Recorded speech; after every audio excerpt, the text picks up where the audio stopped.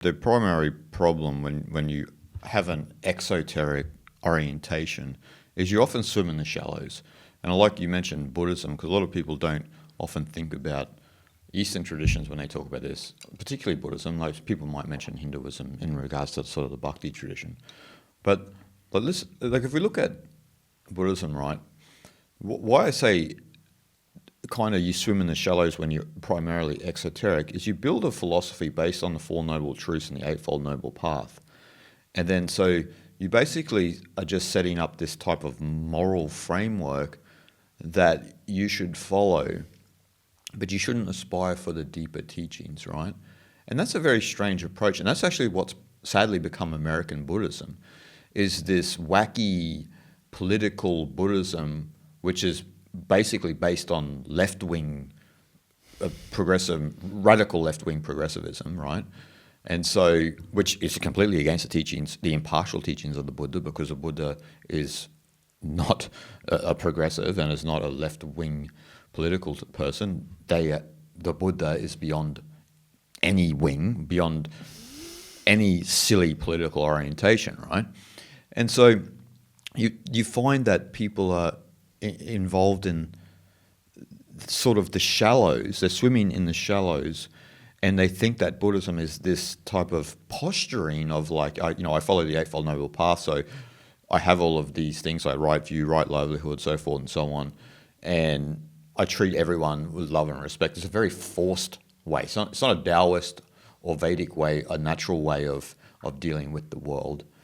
But they don't seek the deeper teachings because they just swim in the shallows, right? So like a lot of people will email me, or maybe they'll write a comment on YouTube where they'll say, you never want to visit any monasteries in America because they've become completely destroyed with sort of radical ideologies. And you don't hear anything about Dzogchen or Abhidharma, these deeper teachings, right? You don't hear anything about these the esoteric heart of the teachings. What fuels the exoteric? This is what people need to understand. The esoteric fuels the exoteric. Without the esoteric, there is without the esoteric, the exoteric is completely pointless because you're just doing rituals empty of themselves. But the rituals themselves and the symbols have meanings that are fueled from the esoteric heart, right? If we look at the famous Shiva Lingam, right, in Shaivism, a lot of people don't understand what the Shiva Lingam is. But when you understand the symbol and the rituals around it, then that leads into the esoteric heart of Shaivism. So then you understand the rituals and the symbol itself, right, with the lingam and the yoni. And so once you understand that, then you have more of a holistic frame. Because what we're not shouldn't be striving for, but what we should innately discover is that the esoteric and the exoteric are actually one. But you find that people are often oriented towards one over the other, right? And so that becomes a problem. Now, maybe when you and I were younger, we were more oriented towards the esoteric, but now, because we've been on the path for a long time, you start to appreciate the exoteric, you understand the rituals, you go to sacred locations because you want to have that experiential realm as part of your spiritual experience, which is very important, which people mistake, and they think they can just sit in their apartment in Tokyo and that they're going to understand this at a deep level as opposed to going to the places, and that's not true at all. So Buddhism is a perfect example of how the exoteric can fool people into believing they're following the actual heart of the spiritual path. But they're not, right? Because as soon as you mention Abhidharma to them or you mention Dzogchen, you get that sort of glassy look in their eye. Yeah, things they've never heard of it before. Like, and that their teacher at the monastery in America, let's say, has never said because they themselves don't know it. But that's the fact of the matter, right? Yes. Because they themselves are just social justice warriors. If you go onto their websites or you go onto their X accounts or whatever, you'll see that these so-called Roshis are just social justice warriors, and they are not about the teachings of the Buddha. And that's something that I know personally really annoys a lot of the Ajans in Thailand and the lamas in Nepal and Tibet and in India, people are looking over at America with a very what the hell is going on over there? They don't represent us. Don't use the word Buddha or Buddhism in relation to what you're doing, because that's disrespecting what we're doing. And so that's what can happen when you fall into this, or you try to swim in the shallows of the exoteric, right? So this is why if you don't learn the esoteric teachings, then the exoteric won't have meaning. It won't be imbued with color, right? Now, in saying to what I'm saying, like if you just follow the esoteric and then you don't want to have anything to do with the exoteric, it doesn't build context and flavor and color to what you're doing, the spiritual path. And we get this a lot, where a lot of people who may follow our podcast and my work will say, what I'm doing, I'm meditating, I'm reading Advaita Vedanta and these type of texts, but I don't have any doesn't build any meaning in my life, and that's where the exoteric comes in. That's where gravitating towards the devatas like Ganapati and Shiva and Parvati and these type of devatas builds color. You understand it at a deeper level, so your aptitude matches up with the energy of the devata, and so then that builds a meaning in your life. You and I talk about this privately all the time, like when we go to India and we may go to Ramana Ashram, places like this, or even into Uttarakhand and Himalayas, where you're on this journey and it kind of builds a purpose and a meaning to what you're doing. Like it's hard to quantify, right? Hard to put into words, but you feel it. Like you go into these ashrams where great sages and siddhas and that may have went, and you feel the energy there. You meditate in those places. You've read the scriptures about these individuals and this and that. It builds a real solid foundation and meaning to what you're doing. That's where the exoteric colors the esoteric.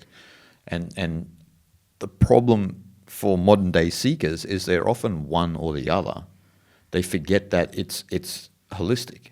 It's not either or, right? So yeah, I think overloaded information age that we are living doesn't help the matter, I think, because as you mentioned, a lot of people think that, look, knowledge and books are available from anywhere in the world, right? You can just purchase online. It'll deliver wherever you are, like even maybe Antarctica, if you are in Antarctica. I'm pretty sure that it will deliver to you, I think. So that information and knowledge is so valuable, so that you can just read books and watch lots of videos online that are available, documentaries and even travel vlogs who go to those sites and this and that you get to see. But again, the experiential knowledge is not something that you can replace with anything else, I don't think. So, for example, like, yes, we have been to so many places and believe it to be the sacred and meaningful places. And without visiting those places directly, you wouldn't be able to build any context around the knowledge. And also, it kind of, I think, helps you building your character as well. Character that are, as a seeker of the traditional knowledge, it does a lot more than just reading books and watching videos, obviously, because the whole journey becomes part of learning it. So that's why we call it experiential knowledge. For example, like we visited not so long ago the state of Rajasthan, right, in India. Well, is it our favorite place? Probably not. But like we visited these amazing, beautiful places in Jaipur, and believe it to be only one Brahma temple. Actually, they built a temple for Brahma worship around the world is in Pushkar in Rajasthan. So we actually wanted to visit there, how it's like, and to experience. Was it anything like that we've somewhat expected? Probably not. But that also all part of our learning experience, because of Brahma. Like in Trimurti, we have a Brahma, Shiva, and Vishnu, right? So it's more like a Brahma being a creator, a creative aspect. So it's more like I personally felt a lot to do with like a worldly things. Like people are very like outgoing, even in influence to the local people's nature somewhat, right? Like they're very active and they love like hanging out and party, and like it's very vibrant, and it can be a little bit extreme sometimes. Yeah, which is a lot different from Tamil Nadu, for example. Tamil Nadu is more Shiva based the place, so people are a lot more calm, and they all about the mountain, the Shiva Lingam, and all this kind of things. So that those different aspects of in the same Hindu study, you won't be able to learn it unless you actually put the work in to go and actually feel it and see it, experience it for yourself, right? So you learn a lot more from actually, going and doing it. And speaking of you mentioned the American Buddhism. I like how you termed it that way, because the Buddhism in the West is not traditional Buddhism, let's say, right? The people talk about the Dhammapada, Four Noble Truths, Eightfold Noble Paths, but those are, I think, it's more to build your nature, is to purify yourself to even. Before even begin to actually study the real Buddhism, I think. But people believe that is the really deep Buddha teaching, right? And the Dhammapada is like a Bible of Buddhism, for example. Nope. That's how a lot of people think of Buddhism. But it's a lot to do with moralistic behavior, just to clean up your behavior and clean up your nature, to have a bit of a cleansing aspect before even getting into the deeper teachings.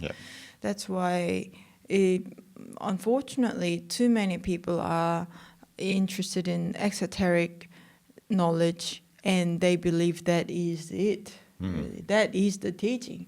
Well, actually it's not. No, it's not.